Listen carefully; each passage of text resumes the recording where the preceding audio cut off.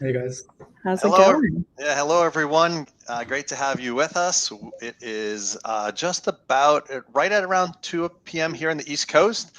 We're going to wait, as many of you know, you've been here before. We're probably going to wait a couple minutes just to let everyone kind of settle in. So, some of you've been doing already, make sure you say hi to everybody in the chat. Maybe drop just your city, state where you're from, or country. If you're outside the country, which we regularly have folks join from outside the country. Hello, Sergio. Great to see you. You and I get to chat on Facebook a lot, but not here. So great to have you with us. Yeah, make sure you just drop where you're coming, where you're calling in from, or video connecting from. I'm not sure how we refer to it these days, but Huntington Beach, California. Trish, I assume it's probably pretty nice in Huntington Beach right now. Denver. I love Denver. Denver, Mile High. You know who was from Denver, right? No, that wasn't Denver. That was somewhere else. Mork from Mork. You don't even know who that is, do you, Gabriella? No. Someone please tell me in the chat that you know who Mork from Mork is. Someone please tell me, just so that I don't age myself completely. Like Adam's Family? No, it was actually, that's a little quiz for everyone for the day. Deb Ham, I assume you're saying, of course, you know who Mork from Mork is. Yes, thank you, Christy. Thank you. See, everyone knows who they are. Okay. Mork and Mindy, Robin Williams. That's exactly right. Yeah. So I did age myself a little bit. Now I know. Thank you for all of you who are identifying with me. I really appreciate that, because I kind of need you to identify with me, because I can't just be the old person here who knows about Mork and Mindy or any of those other things. Praveer, you don't know who Mork and Mindy are. I know you don't. Nope. No, I do not know. Some of you may notice a new face with us. We'll introduce him a little bit more in a second. Praveer is with us, so Nanu. That's right, Jake. Thank you. Yeah, great. Thanks everyone for.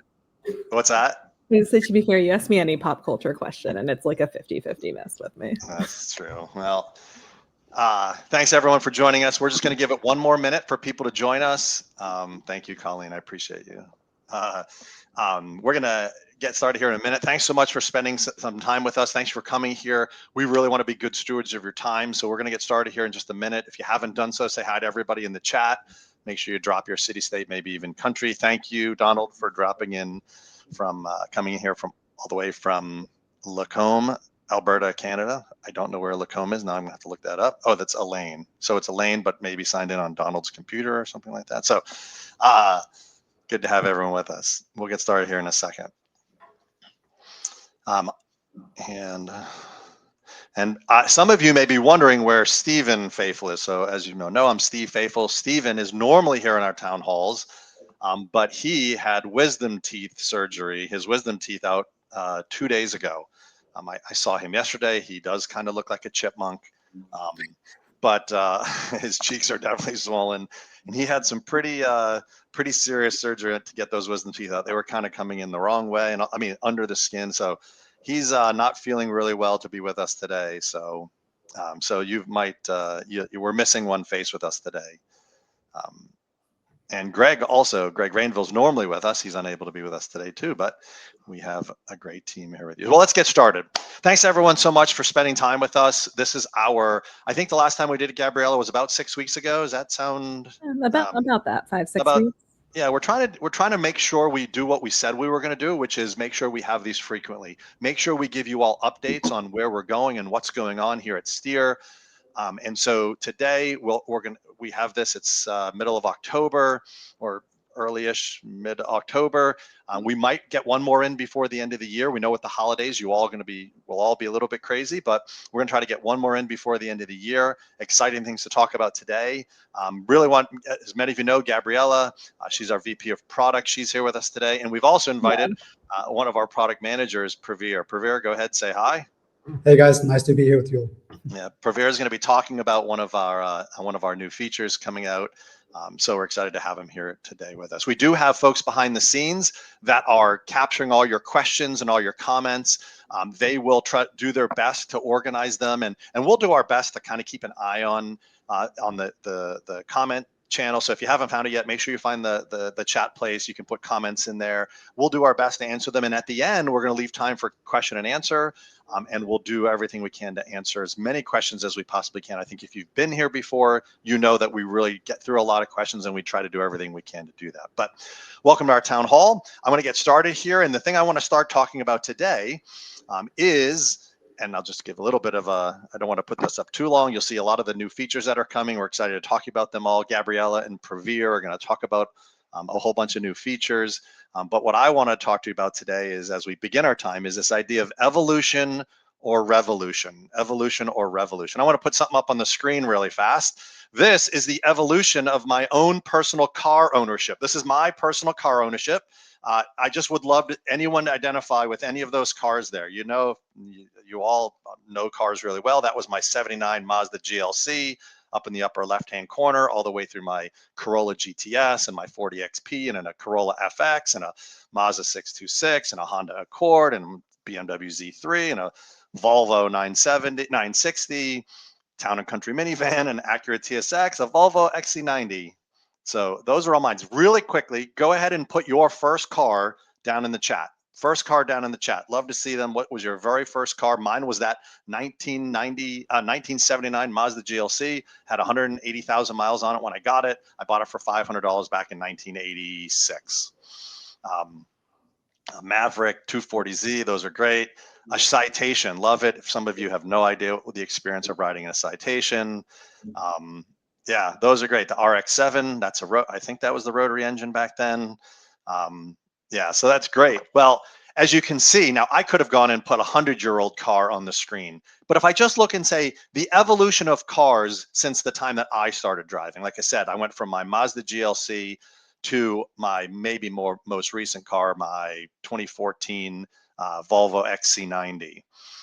But I also included a very special vehicle down at the bottom. That is my 1985 Honda Elite 150 Deluxe with the pop-up headlight. If someone wants to, they can stick in the comments who are the advertisers, who are the famous people who advertised the Honda Elite scooters when they first came out in the mid 80s. So if you can do that, I might even throw a specific prize at you. But that that's my actually very first vehicle. I got that and it sits in my garage today. So we see the evolution of vehicles. And from 1979, my 1979 Mazda to my most recent Volvo, there's a lot of things that have changed over time. They've been kind of slow changes, but they've changed over time. The transmissions have gotten better, the interiors have gotten better, the transmission types have gotten better and different, maybe not better all the time, but they've gotten different. The reliability has gotten different. The manufacturing of them has changed, but it's been over years. And if I go back 100 years ago, you all have known how they've changed over time.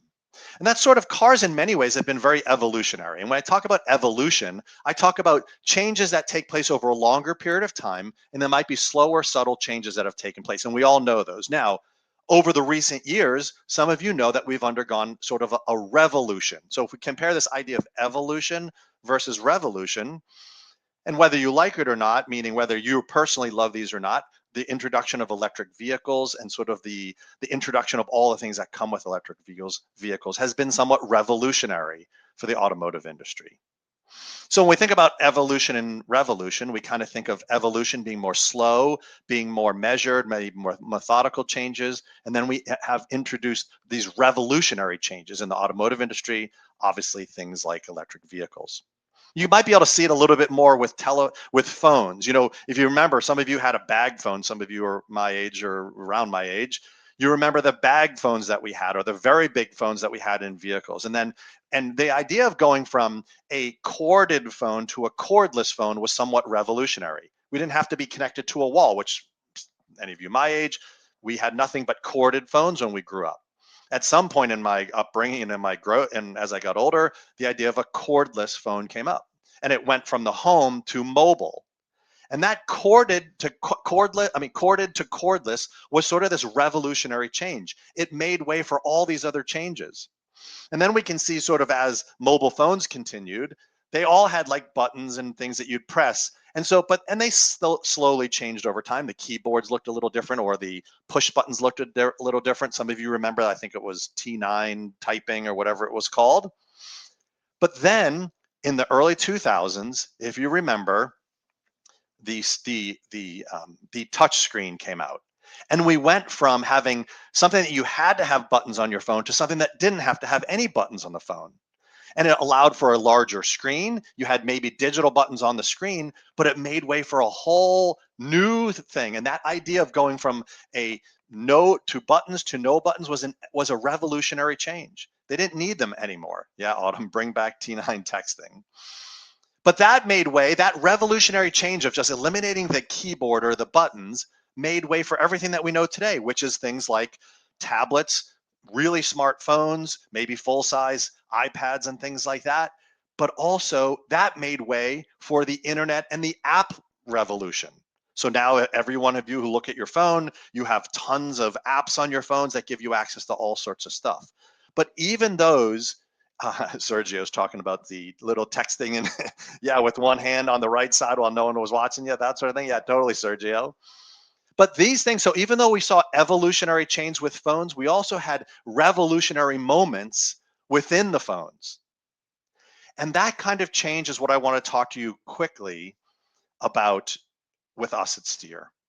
And as many of you know, we are undergoing both evolutionary change and revolutionary change. I want to talk about evolution as it pertains to Steer and you. Because when we think about it, we think about evolution in terms of our products and our platforms as continuous improvement. I know that I have personally made the commitment, and I've asked Gabriella and Pravir and our engineering teams and our leadership to make a commitment that we are going to continually improve our products. That is sort of this evolutionary change that we are going to continue to go through here at Steer. We're going to change our products for the better. We're going to take existing features and we're going to make them better. And we're going to introduce new features that make our products even better. That's the kind of evolutionary change that we are going to continue to grow and evolve as a product. And we're going to continue to honor our commitment to you all that we're going to continually improve our products.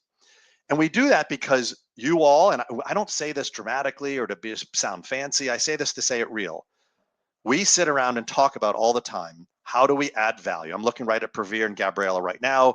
I talk and I tell them, I look them in the face and we talk and we challenge each other. How do we make shops better? How do we help them? How do we give them tools and things that are going to continue to improve and add value for what they do every day and add value to their business?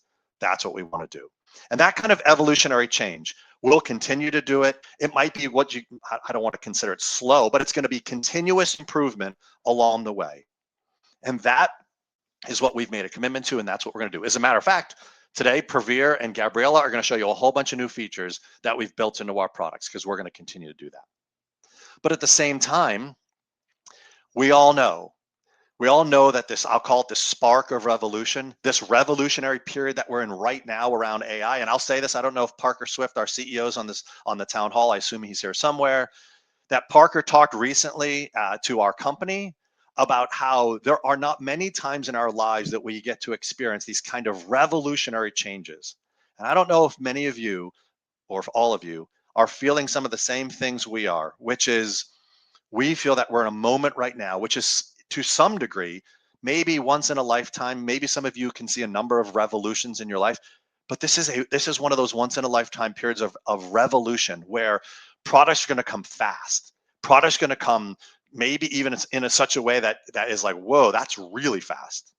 But I want to ask you guys a question. If you can put it in the chat, I'd love to hear, because I kind of really wanted to get this feedback today.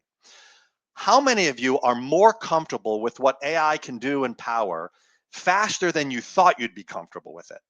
And I'm talking about maybe that's personally, maybe that's something with your work, but I'm curious, maybe just even a simple yes, I'm comfortable faster than I thought I would be. Or no, maybe you even say, I'm not comfortable with any of this stuff. But I'd love to know how many of you are more comfortable faster than you thought you'd be. Just go ahead and put that in the chat. Yeah, because and yeah, I was kind of thinking I'd expect some of these answers for sure. But yeah, isn't it amazing that, please keep putting it in there, because we look at this information and it's really important to us. And when we say it, you're comfortable with it faster, I think many of us, the question's going to be, okay, these revolutionary things, these things that are coming at us fast and furious, how many of us are going to be comfortable with adopting? Yeah, Cody, you used that in high school. A lot of us are saying that. But yes, and maybe that same question, I'm going to assume that those of you who are being very affirmative, like yes or absolutely, are also saying that you're also eager to incorporate it, all this stuff that we're talking about into your business. You know, Don asked, can we trust it? And those are the kinds of questions that we know. And yeah, absolutely, Pat, the better you prompt things. And I know you're kind of talking about sort of generative AI where it can give you answers and things like that. But when we talk about this, there's that question of how do we begin to look at the revolutionary changes that are going to occur, not just in the world and in your lives that you're experiencing, but also within our products and our platform. That's going to occur, that the revolutionary things that we're going to introduce to you within your business. And I'm going to just read this because I think it's really important. At Steer, we are convinced and we're mobilized to deliver new products and services that leverage the power of AI to help you grow your shop. And just hear this carefully. To us, AI is not just like the cool thing to do. AI in and of itself doesn't matter. It doesn't do anything for you in and of itself. It's where you begin to use it and apply it to very specific areas of your life or your business. And that's what we want to do. AI just as a buzzword doesn't mean anything unless, and for you all, what we're looking and saying is, how does it produce more customers, more vehicles, more efficiency, more intelligence, more insights, more action, and so on.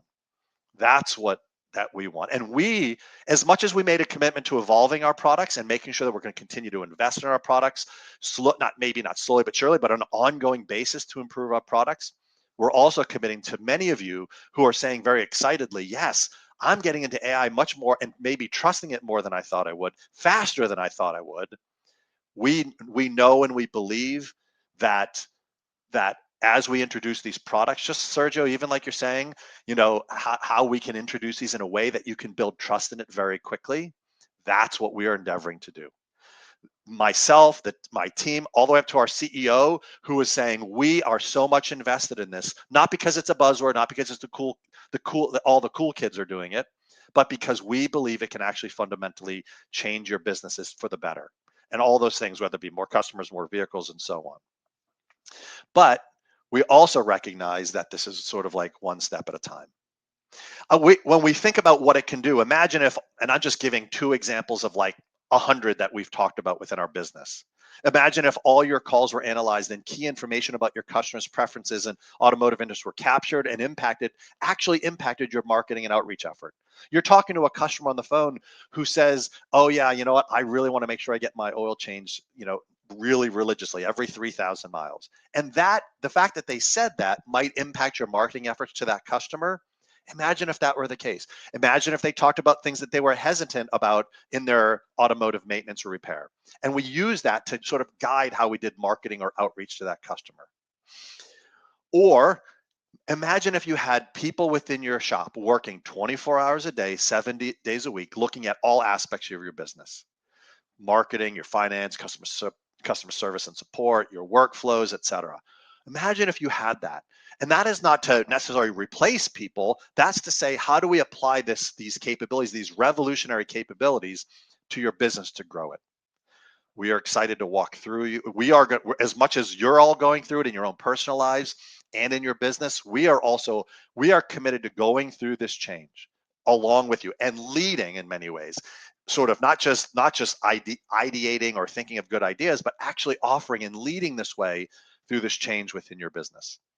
It will come fast, and I know it will be scary at times. Sergio, I appreciate what you said.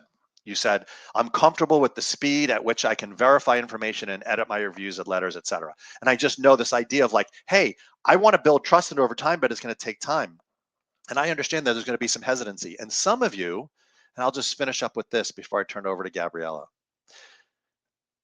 Let me actually go to here, and I'm going to go back in 1 second. You know, this idea for us where evolution meets revolution. You know, this road ahead, some of you are going to be more comfortable with the simple, I'll call it evolution of our products and services. That's totally great. And others of you are going to be excited to try, adopt, commit to more revolutionary aspects or issues or features that we offer as part of our products and services. Either way, we're committed to this journey with you.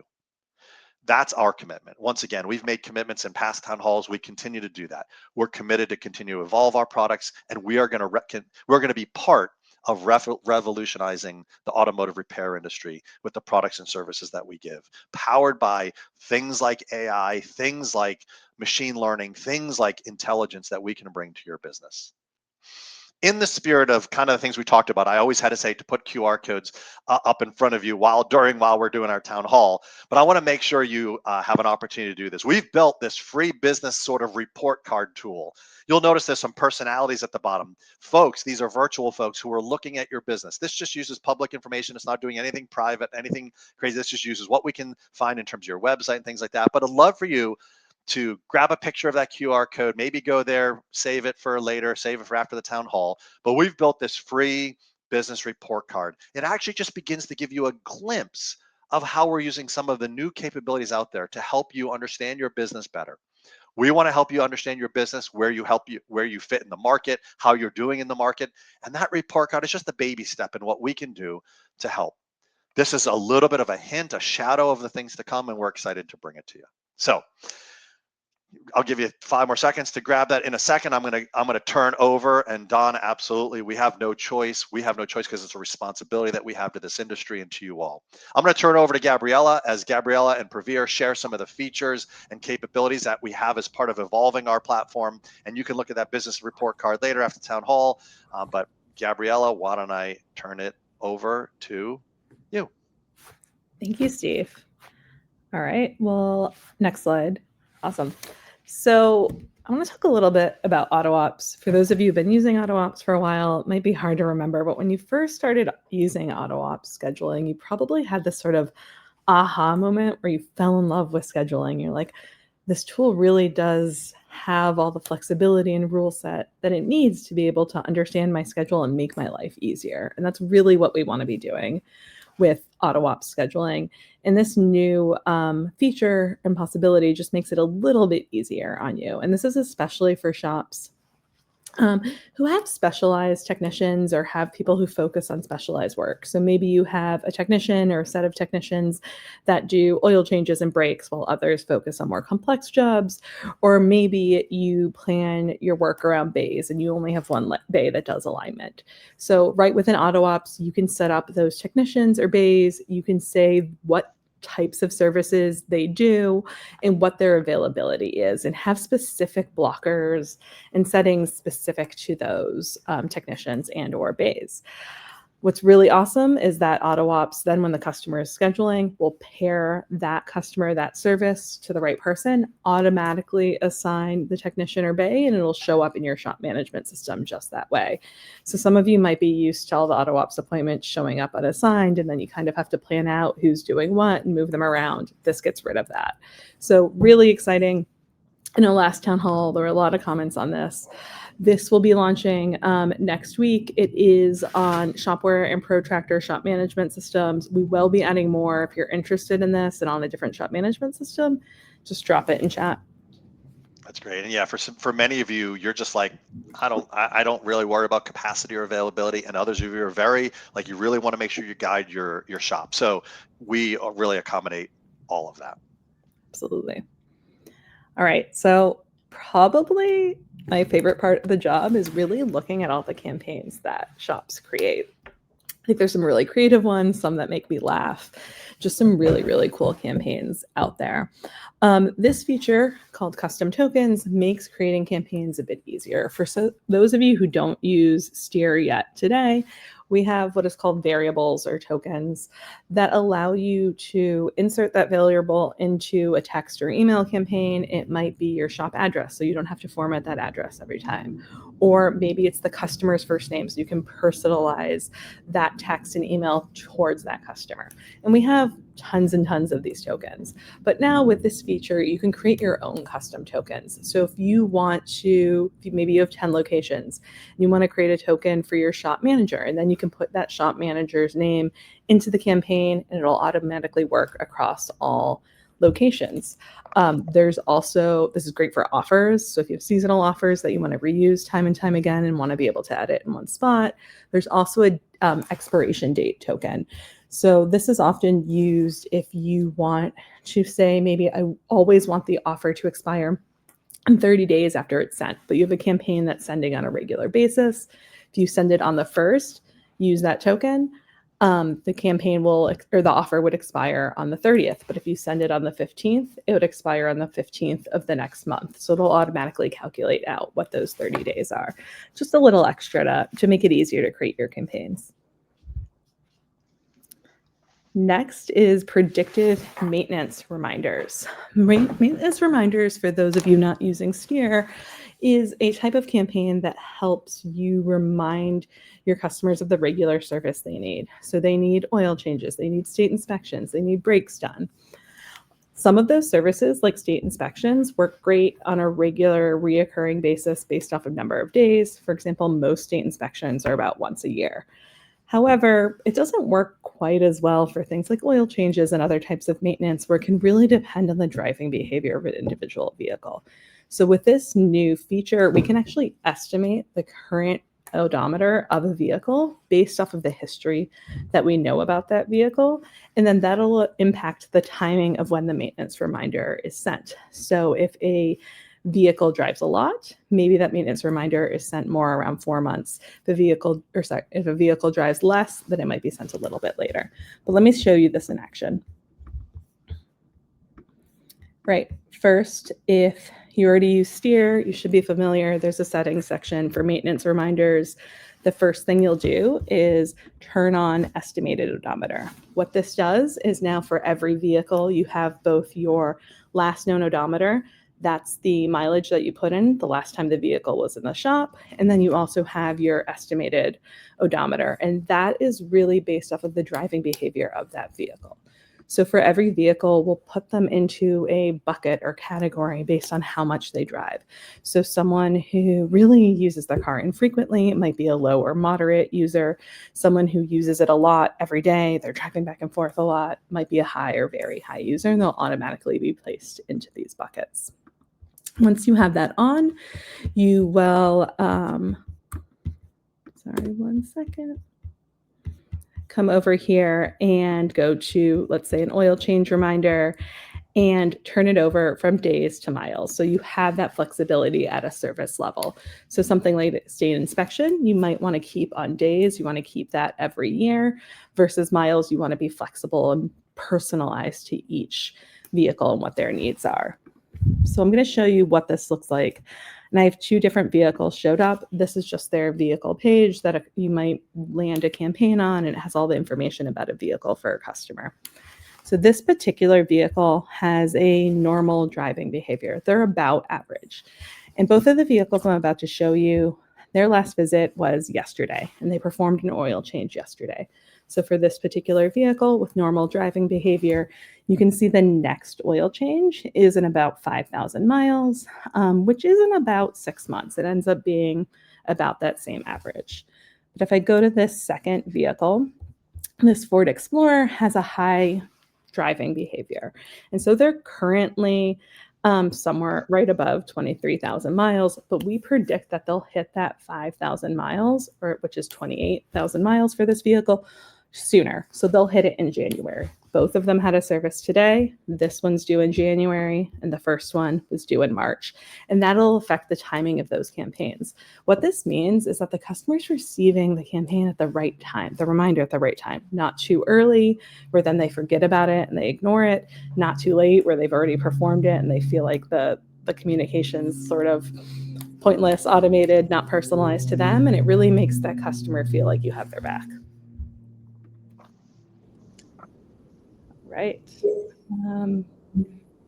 Awesome. Next slide, Steve. Thank you. So last town hall, we announced AutoOps websites. Really an exciting big feature for us. We've been spending the last 5-6 weeks launching lots of websites. The team's been busy at work, and this has really been an exciting product for us that I think kind of started to embody our new approach to how we develop features and products. The idea behind websites is pretty simple, and it's really that websites are the first impression most customers have with you in your shop. But I can't tell you how many times I've heard from shops that the website, they put a ton of effort into it at the beginning, but it just kind of gotten forgotten. They don't even know how to update it, or it takes forever every time they go to their web developer. And so with AutoOps websites, they're something we can create for you quickly. They're not a lot of effort on your side. They're really well optimized for SEO, optimized to convert, fully connected in with AutoOps scheduling, and then they're really easy for you to update as well. Lots of professional designs that match your brand style approach. You don't need to know how to code. You don't need to be a designer. They really look pretty awesome in the end. And Previer will show you one of those websites in a little bit as well. I really like this stat. I know we showed it last time, but wanted to throw it up again, which is 30% of consumers won't consider making a purchase without a website. And you might be thinking to yourself, well, of course I have a website. But I think what this stat really says is how much that website matters to build trust. And so it's important that your website looks professional and is optimized for conversion and makes the customer feel like they're going to have a good experience with you. They often spend very little time on the website, but they're really making a really quick decision of whether they're going to trust you and you're a business that they want to interact with. All right, I'll stop talking in just a minute and pass it over to Previer for the fun demo.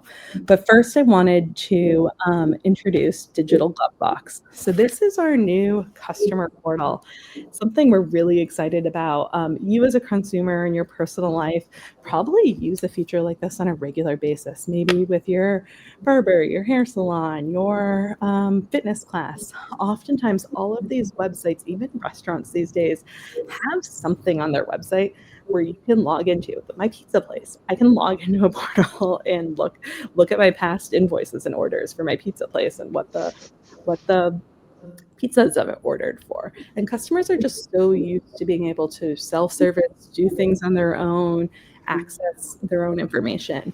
And so that really is important even in the automotive space as well. Being able to put this sort of experience on your website helps you stand out and differentiate from maybe the shop next door. The other approach I think that I've heard a lot with shops who are excited about this feature is that it's really important for them to help win fleet business. A lot of fleets are managing their vehicles maybe in an Excel sheet, a Google sheet, and they're trying to figure out like when's the last time Jimmy took it in to get an oil change, and where's Sally's car right now? Do they need new brakes? And it's really hard for them to manage. And this Digital Glovebox helps those fleets really bring it all together. So if they're choosing between you and maybe another company that doesn't have this service, it just sort of is a nice little tipping point to help them decide. All right, so I'll hand it off to Previer. He's going to do a demo for you that really shows how these three products, websites, Digital Glovebox, and Predictive Maintenance Reminders all come together into an awesome customer experience. Awesome. Thanks, Gabriella. Let me give you an example of an AutoOps website. As you can see here, we've got all your information in one place, whether it's your locations, your services, vehicles, and all your reviews. We use AI to auto-generate this. So if this is something you want more of a hands-off approach, we can generate this for you very quickly. Or if you're looking to sort of personalize this and make it your own, we can also customize it completely for you. The website's not only good for promoting your business, it's also the perfect place to add in your digital Glovebox. As Gabriella mentioned, this is a new feature that we're about to launch. And it's really a place that you can take your customer directly from your website to their personal portal. To set this up, it's super simple. All you have to do is add a link to a button. And this is something that you can add in an AutoOps website or even the existing website you're using today. So let me show you what this looks like as a customer. As a customer, I log in. I'm taken to this landing page. I don't know about you guys, but I hate remembering passwords.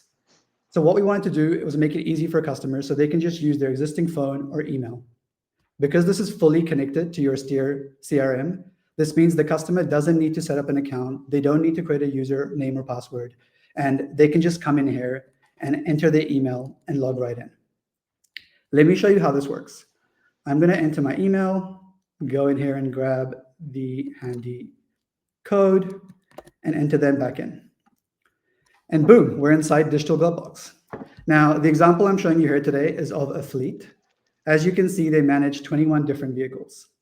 As you can imagine, managing all the maintenance, unexpected breakdowns, and keeping track of all that service history in one place can be really tricky. When creating Digital Glovebox, we really thought about how can we simplify and create a space where they can come in and very easily see the most critical information first. You'll see that the vehicles have been ordered by priority of things that have upcoming appointments, maybe overdue maintenance, or deferred services that you might want to take care of. We've also added these handy labels that give you a little bit more information. Plus, we have some page filters that if you just wanted to look at vehicles with deferred services, other vehicles that were due for service, or even upcoming appointments, you can do that easily. We've also added things like the ability to add this to your calendar, so it means you don't ever forget or miss an appointment. Of course, you can book appointments from here, but you can also add new vehicles. So you know when a customer has bought a new vehicle or added another vehicle to their fleet. Now, keeping all of this organized in one place isn't just good for fleets, it's also good for families. Imagine you're a mom who not only looks after her own vehicle, but also of those of your teenagers. Did John remember to do the state inspection? And how much is the tire replacement going to cost? This is something that you don't need to wonder. You can jump right in and see all that information in one place. Depending on the vehicle, you'll have more information such as deferred services, or even be able to see more long-term in terms of what does the maintenance roadmap look like. To wrap up, Digital Glovebox is not just an extension to your website, it's really about extending your customer experience so you can offer something that other shops don't. A simple, seamless, and modern portal that the customer can access anytime from anywhere. That's all I have to show you for Digital Glovebox. I'm going to hand it back to Gabriella, who has some exciting reporting updates.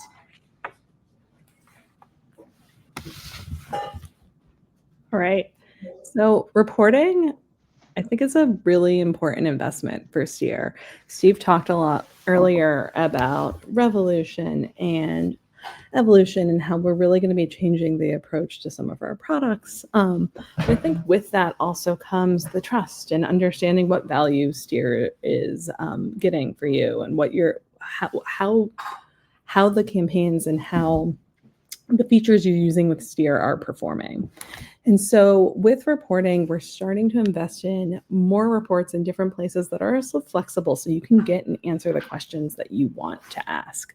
This is just a small one. There'll be much more to come that's much more exciting, but wanted to bring it up, which is a new dashboard for our multi-shop organization. So when you go into this next week, you'll see more visualizations of all the data that you're used to and be able to compare different shops and locations over time. Really excited to see more of this reporting in Steer. All right, and templates. I think this probably comes up every single town hall where people are really excited to see all the awesome email and text designs that our team creates. Hopefully, if you were on last town hall, you may have heard there's someone who had asked about more Canadian or templates for Canadian holidays. Those are already in platform. If you have any other ideas, please drop them into chat as well. We love to hear them, and we're always turning those out. But hopefully, you are starting to think through what is your campaign.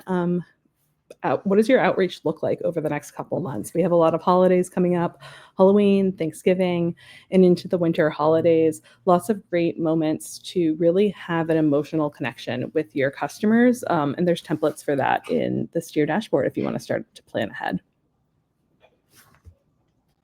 And Steve, I'll hand it back to you. Yeah, great. Thanks, Gabriella. Thanks, Pravir. Yeah, I love seeing the comments. There's a lot of questions coming in about a lot of those features that you guys are just going over. And folks, as you put questions in there, we'll come back and we're going to answer a whole bunch in just a couple minutes. We're going to start answering in a couple minutes. And I wanted to kind of put this QR code up again. This is something, once again, it's just a little bit, it's a tool that we're giving you, a free tool just to go in and you can actually begin to compare your shop against others in your area, against others in the industry. Once again, it's our beginning just step into helping you to understand things about your business and how we can use sort of analysis AI to do some of these things. So feel free, check it out. We're going to be going into some questions here in just a moment. I did want to address, as a number of you have been putting comments in there. First of all, yeah, we definitely are recording this, and you'll see a recording link for this out there. And we'll get to some questions. We want you to know that we understand whether for some of you who are excitedly anxious about getting, and I say excitedly, maybe you have some excitement about saying, how quick can you give me some of these capabilities? And others of you are like, hey, I just need to take my time. I just want to say again, we are here for both. whether you're wherever you are on that spectrum of being maybe hesitant or just kind of want to wait a bit, or you're so excited about getting stuff. We are already doing some things. I think someone said, Cole asked, are you using AI to analyze data for us? We sure are in different ways. I mean, we're being very careful. We're being very thoughtful about how we do these things. And whether we are doing things with our Steer Ultimate, which is we're analyzing calls for sentiment and things like that. We are using it for generating some responses in terms of messaging. So yes, we're doing things in different ways. I'm just going to let you all know. I'm going to peel back the curtain a little bit. Our engineering teams are also using AI to help accelerate some of the things that we're doing. And if some of our engineers are on this call today, they know this, they can speak about it, that we're making an investment in making sure that we can fuel our bringing these capabilities to you. And whether that be the evolutionary type features that we're going to give, like we're next town hall, we're going to talk about another set of features that we're going to bring to you, but we're also going to introduce to you more revolutionary features. And so we're making investments as a company in those. We're well positioned to do so. We want to make sure we're doing that because we believe that as you all grow, and as if you look back in the comments, that for those of you who said, I'm using it, I'm excited about it, I'm using it faster than I thought I would, or maybe I'm open to it faster than I thought I would. I know what you're going to say to me, or Pravir or Gabriella over the next number of months is, hey, I need more from you guys when it comes to this. I need more. Now you're going to want to verify, you're going to want to cross check, but you're going to need more. So keep an eye out for the things that we're going to be bringing to you that we'll announce in the next few town halls. So I wanted to open it up for a quick time of Q&A, but I wanted to, and I know we have folks, Marisha, Autumn, others who are helping us manage this town hall. We really appreciate their efforts. They're always here. They're always working behind the scenes. One of these days, maybe we'll put them on up on stage with us and you can talk to them. But yeah, absolutely. So, well, why don't we jump into this? How does it make sure I don't not lose an appointment because of individualized availability? Gabrielle, I'll turn this one over to you. This was when you were presenting availability by technician. Yep.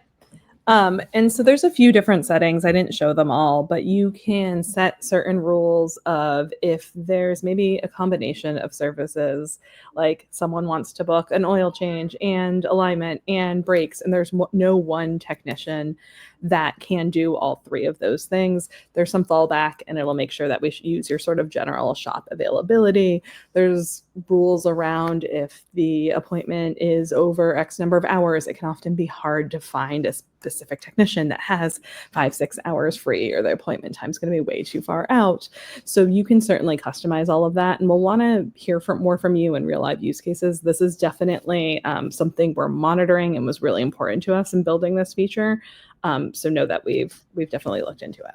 Yeah, and by the way, before we continue with our Q&A, let me just pause real quick because first of all, let me just say on behalf of Gabriella, Pravir, our CEO who's probably on this call, and the rest of our team, we always appreciate that you take an hour, 45 minutes, an hour out of your day to be with us. We are very grateful. We never take it for granted. We never, hopefully we give you things that provide information or insights into what we're doing, what we're thinking, what we're going to bring to you, and how we can help you grow your business. But if you need to drop off, please go with our appreciation.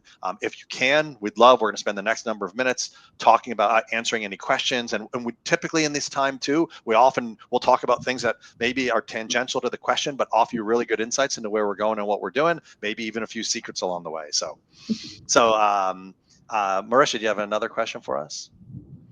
Does Predictive only use previous invoices and Pravir, I'll let you talk to this one. Does Predictive use only previous invoices or does it use Carfax? This is talking about, I think, odometers. Yeah. So essentially, it depends on how much vehicle data you have available. If you have zero vehicle data, it's a brand new vehicle. We have a prediction model that we look at the vehicle year. We're able to, as it gets, the more clever that prediction becomes. So as you start to get multiple invoices, we're able to use that to make a much more accurate prediction of that future expected date. We're not using Carfax at the moment in terms of history data, but we do use national averages when it comes to our global settings. So if we don't have that data from invoices, we'll rely on those national averages to take our business. Yeah. And as some of you know, Steer, we as a company, and especially our CEO, have been very passionate about trying to make sure that we have access to additional vehicle data, telematics data. And so something that we continue to be very passionate about is trying to make sure that we can get as much vehicle data to inform all these things that we're talking about and the different sources of those data. I know when we talk about this, we talk about Carfax, we can talk about devices, OBD2 devices, we can talk about just manufacturer information that we have access to. So there's a lot of things that we're doing in the industry to try to make sure we advance this as well. And we'll probably do maybe a more specific update on that here in the future, but we understand that all those pieces of data can inform what we're doing. So great. Do the maintenance reminders consult manufacturer service intervals? Or Pravir or Gabrielle, you want to take that? So it uses some averages. You can set this up on your own, and we can work with you to do that, where you can create different segments for different makes or types of vehicles within Steer. But it isn't sort of set up out of the box, but definitely something you can accomplish. Yeah, great. When we turn this on, I say we're going to be sending a ton of messages. This was when we turned on the mileage based. Yep. So Josh, you can also, within all of your Steer segments and settings, you can put in filters. So if you want to make sure you're never sending your campaigns to anyone who hasn't been in 7 months, 8 months, you can pick some sort of time period. You can add those in as well. There are a lot of customers that just sort of forget in a year as well. So I've definitely seen some results from those campaigns, but it's totally up to you. Yeah. Great. Is the website available a la carte or is only part of a suite? You can, talking about AutoOps websites. And by the way, I think some of the other functionality that I know another question was going to come up that talked about the digital glove box as it pertained to, can you use that on your own website? And you absolutely can. It doesn't have to be part of an AutoOps website. We have a lot of great other website providers out there, and some great partners with us as well. But yes, you can get an AutoOps website a la carte, meaning the only thing it would be part of would be AutoOps. So the minimum you'd have to get is AutoOps in the website. We have a great package with that. Obviously, you get the most value when you add Steer, our CRM, and our outbound marketing with that, review management, etc. So, but yes, absolutely, you can get that. Do we own the site or does Steer? That's a great question. It's it's a nebulous, it's a difficult question to ask, meaning you own the site in the terms of the content. Right inside of our AutoOps Builder tool, the website tool, you can download a static copy of the website content. So what you can take it with Rebecca, you can take that with you, meaning now it would be difficult to, let's say, just take that and stand it up on another website provider, but you have access to it. Obviously, you can copy and paste your content to galore, but in terms of, let's say you leave us, you wouldn't be able to continue to manage it within our tool set, if that makes sense. So you certainly own the content. You can download and export a copy of your entire website out, but using that might have some practical challenges, but you do have access to export it. So hopefully that helps you understand that a little bit. Definitely a big benefit for fleets. That was talking about the digital glove box. Can we manage vehicles within each glove box, or can customers do this? Pravir? Yeah, so the good thing about different users, you can give access levels to your customers, but you can also add additional users from your team. So if you have vehicle owners or fleet managers that you want to give additional access to, that's something we'll build right in. So you can add that to specific fleets if you want to do it more selective, or you can add that across different profiles so they can go in and essentially cherry pick which portal they want to see. Awesome. Cool. Can we customize the vehicle photos? Not yet, but coming soon. Yeah, we do use a standard stock set of images that we get from the industry. So, but yeah, can customers remove old cars? Will that go back in a tech metric? I know this is an exciting one that a lot of people want. It's definitely something that we'll be adding in the future, but not yet. Great. Is this mobile friendly? Yeah. Pravir, everything is mobile friendly. Yeah, it has to be. Yeah, absolutely. If everyone knows, the terminology is sort of like fully responsive, which means it responds to the device type that's using it. So yeah, absolutely. We do that first in mind to make sure you can use it from a mobile, use it from a mobile, use it from a tablet, use it from a full desktop. Yep. Is this available for customers? Only give us a phone number. Yep. So it's either only. I think go ahead. I think he meant, or he or she meant, email or phone number. Yeah, no, exactly. You can use either or. It just depends on the detail that's added to the profile. Yep. Great. What are the current functions of Digital Glovebox for the customer? So the customer obviously can log in. They can see all their vehicles, etc. Like I showed, you've got some micro features in there to be able to book appointments, to be able to add things to calendar, and organize your vehicles in one place. But we do have lots of other exciting updates and functionalities for the customer that we'll be adding in there soon. Can you name just one or two, Pravir? I know they ask kind of like what features you hoping to integrate. Like, give us something. Give the folks something here. Yeah, no. So you'll be able to essentially add in more labels, for example. So you can, especially when it comes to fleet, sometimes you have the same vehicle model, times 10. It can get a bit confusing on who owns that vehicle. So we'll be adding in labels so you can easily sort and filter. We also have the ability to, essentially mark services as complete because it might be something you might have already got done. And there's a lot more other things we want to add. But again, we're really open to feedback. We want to get this out in your hands as soon as possible. Learn from that, and then we'll be improving as we go forward. And this is available, did you say next week, Pravir? Yes, I can't next remember. week, very soon. Reschedule appointments is another one we've heard a lot that will be in there. Yep, absolutely.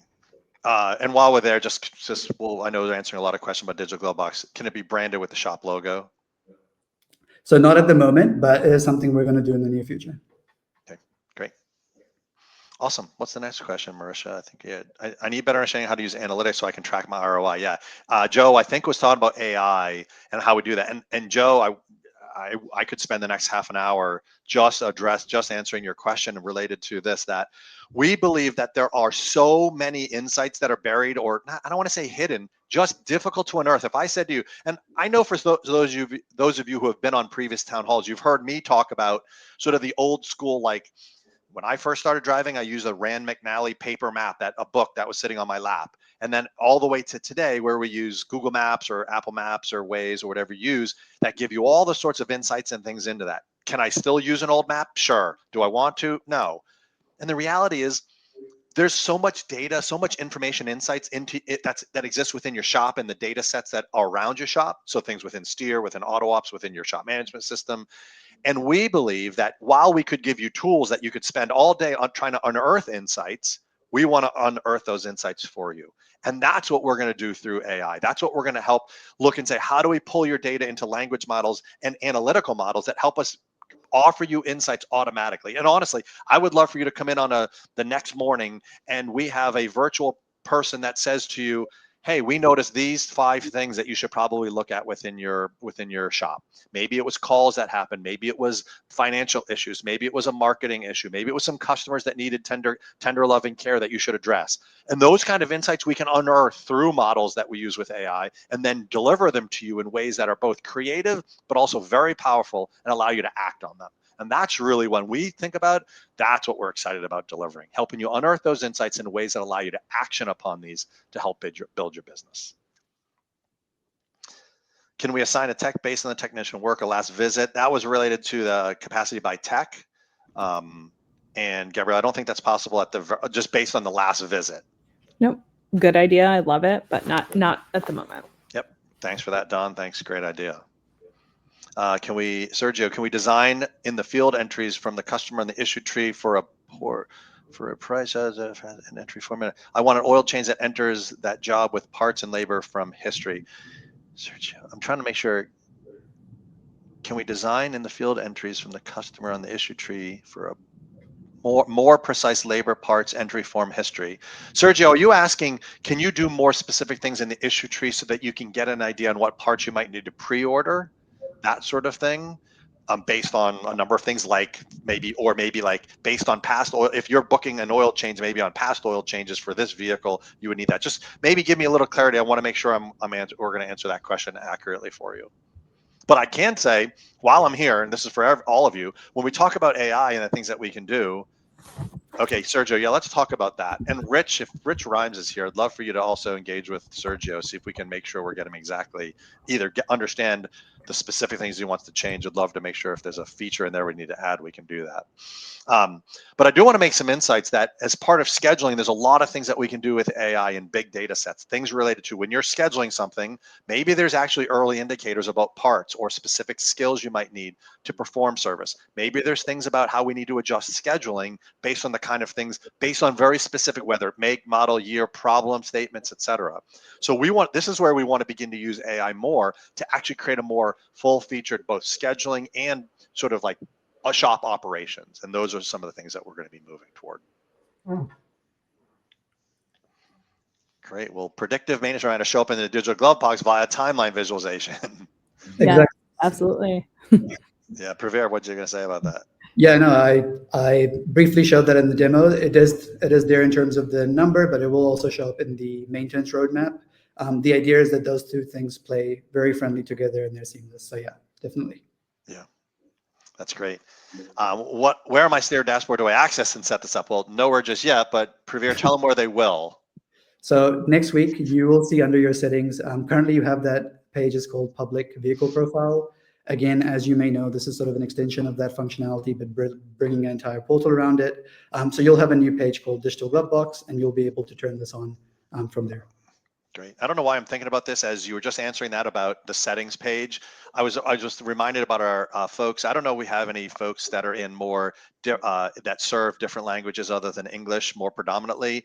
I don't know if I mentioned this last town hall, but AutoOps now does support multi-language. So you can have Spanish, a full Spanish, a full French, full whatever. So you can create both an issue tree and other things that are built within AutoOps. You can have a different language experience. So if any of you serve either a single language that's different, maybe French only or Spanish only, you can now support those, and you can have mixed. So you can need English and Spanish or English and French or all three. You can support all three. So just want to let you know that's available. I don't know why I thought of it when you said that, but I know for our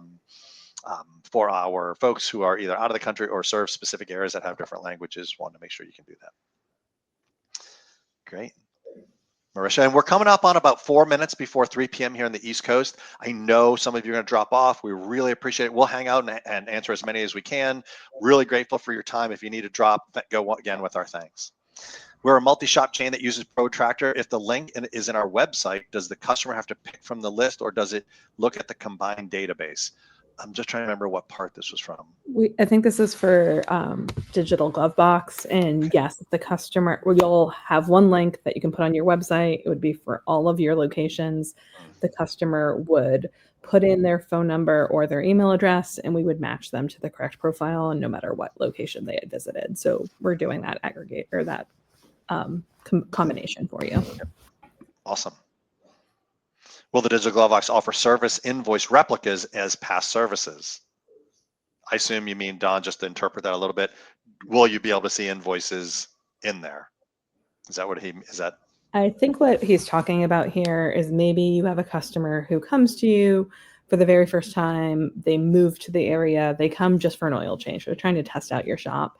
And then you maybe want to say, okay, back at their old shop, they did a brake repair job 4 months ago, they did this 6 months ago, this, then that. So sort of say when the services last happened, so that then we can still predict the roadmap into the future, even if you don't have those invoices, which I love this. We will be doing this in the future, but not quite yet. Yeah. If I misunderstood this, please just post in chat, and if it's something else. Yeah, and by the way, I did want us to say, and Praveer, maybe you comment for just 2 seconds, which is, this is not cross shops. So like you own, like the digital Glovebox and the information that's in one will not cross over. It's not as if customer goes down the street to another shop, they'll be able to see things. That's all. This is all for your shop and your shop alone. Anything else to add on that, Praveer? No, exactly. Because we've built this on the existing sort of structure that you have in Steer in terms of how you separate shops, multiple shops, etc. Because it's built on that, it uses the same security, the same access, and yeah, exactly. Great. Yeah.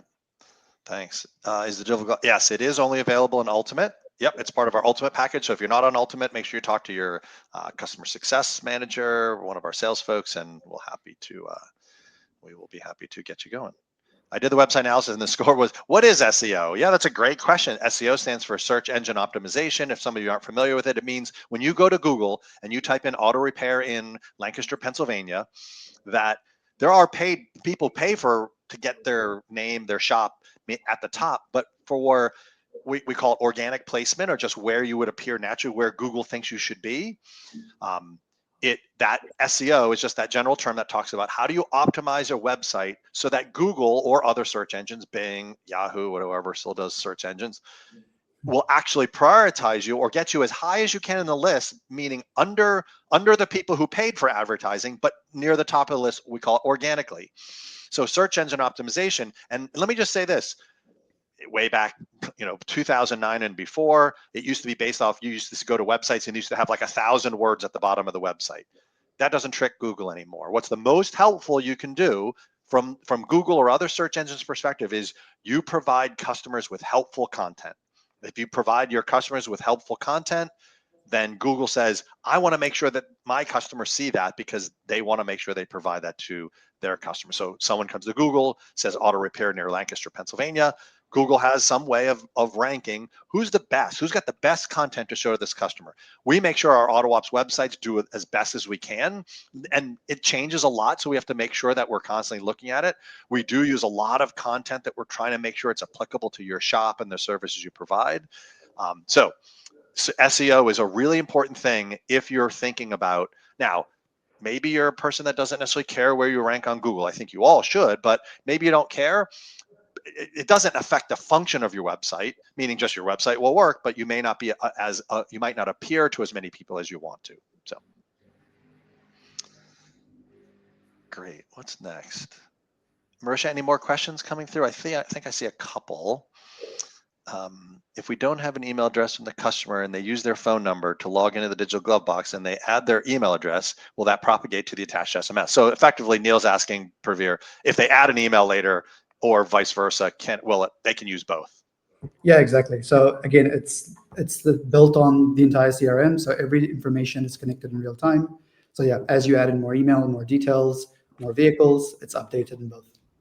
Sorry, it is updated in Steer and the digital glove box. For most shop management systems, it does not push back to the shop management system. We are investing some more in how some of those integrations and working with our partners on that. There's very few where that would push back to, and it'll be dependent on the shop management system. Yeah. Are you really saying, Gabrielle, and that also that to make sure that they're adding certain information into the shop management system? So we pull it. It's just that, will it propagate to the attached SMS? Yeah. Yep.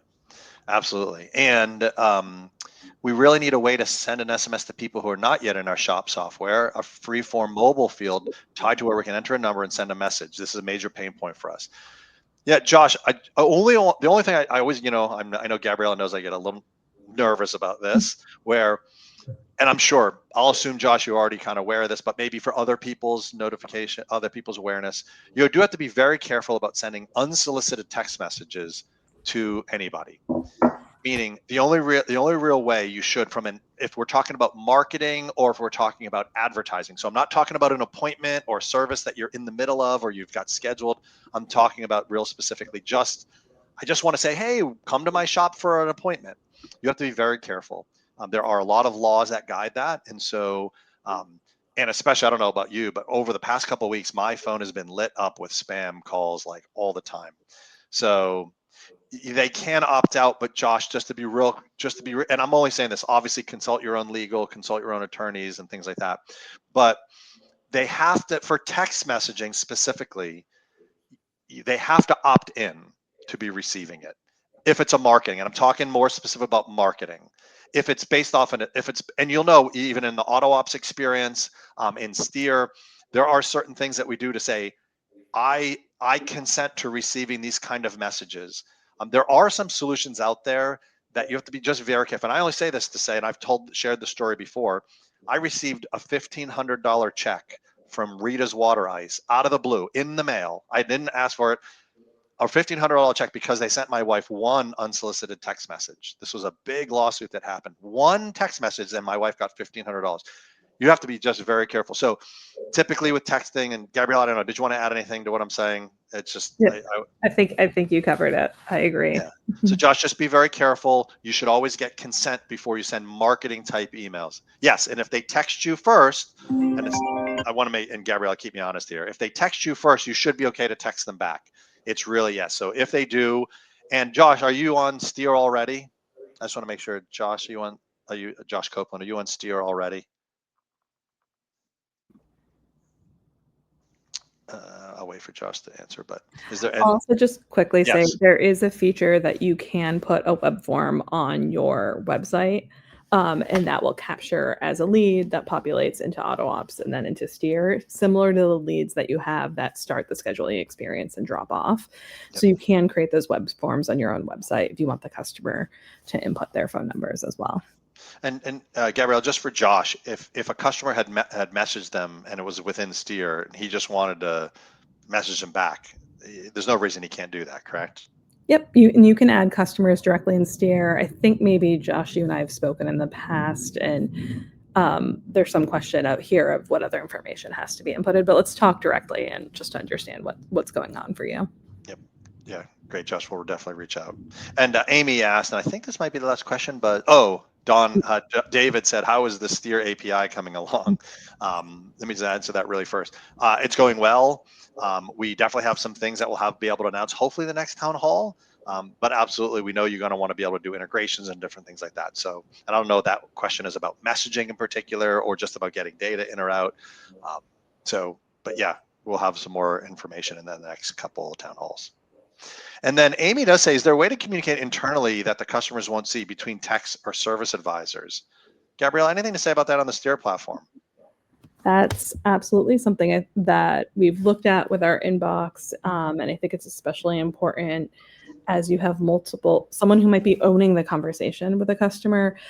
You'll remember a while back that we introduced to-dos within Steer, and that really sort of started to introduce the concept of ownership and who's doing this for that customer, and adding this being able to converse back and forth between maybe a service advisor and a tech sort of goes along with that. You could try out using to-dos depending on your use case, and I'd love to chat more about that as well. That's great. Yeah, we're going to wrap it up in 1 second. One last thing, if there is POS things to advertise in the point of sale things, I'm not exactly sure, Cole, what you're asking there. I'm not exactly sure. And Cole, maybe we'll address your question offline. If Marisha or someone could grab Cole's question in particular, we'll make sure we get him an answer on that one. So great. Well, everyone, thank you so much for spending time with us. I know we went about 5 or 6 minutes over. Some of you, hopefully, you stayed because you were getting some valuable answers. Thank you so much on behalf of the entire team here at Steer. We're excited to be able to continue the journey with you on your growth as a shop. And thanks, everyone. Have a great rest of your day. Thank you. Have a great day. Thanks, guys. Take care.